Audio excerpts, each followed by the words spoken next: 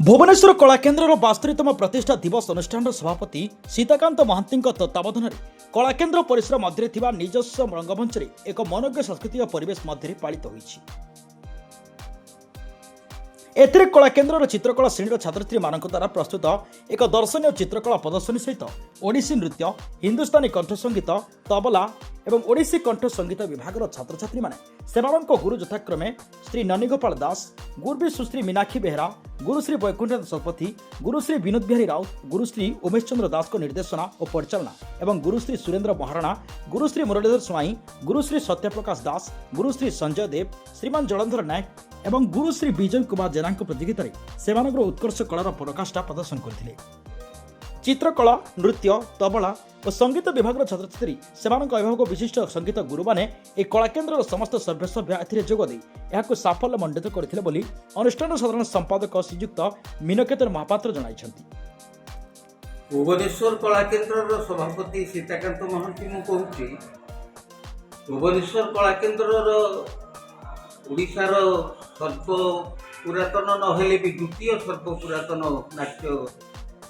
तथा संगीत संस्था तार आज 72तम वार्षिक उत्सव उपलक्षे ये पिलामाने तांकर नृत्य, संगीत, चित्रकला ये सब प्रदर्शन करथिले एवं एतिकी बाबदरे मु कहबी पिलामानंकर ये जो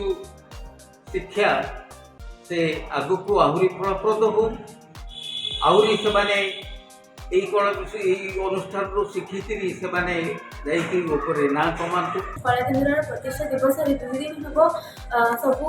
कला प्रदर्शन जारी रही। आज नृत्य जो प्रदर्शन कले एत सुंदर सुंदर नृत्य प्रदर्शन कले आम आखि पूरा लाखी जाइए, एत सुंदर लगुला। ये जो कला कार्य सब अच्छी एत सुंदर सुंदर पेंटिंग सब लगी देखा एत सुंदर लगुए आम बहुत आनंद नहीं यार प्रतिष्ठान सबुदिन आग को बढ़ी बढ़ी चलू वर्ष वर्ष धरी बढ़ी बढ़ी चलू नूतन कलाकार सृष्टि होइजिबे भुवनेश्वर ओडिशार ना रखिबे दिन ना दिन एटा वर्ल्ड वाइड रे बहुत ना रखिबो बोली मु आशा करूछि। आज आमर अनुष्ठान प्रतिष्ठा दिवस बहुत खुशी लगुच एत बड़ अनुष्ठान गोटे छोट भाग हो आज मु प्रस्तुत करी चंदन चर्चित नील परिवार आ पल्लवी तार उभय डांस संयोजन करते गुरु पद्मभूषण केलुचरण महापात्र और निर्देशन देते आम निजर अति प्रियर गुरु भी सुश्री मीनाक्षी बेहरा मैडम। बहुत खुशी लगुच जेहेतु आम ओडिशार एत सुंदर कल्चर और हेरिटेज को गोटे छोट पार्ट हो पार्छु।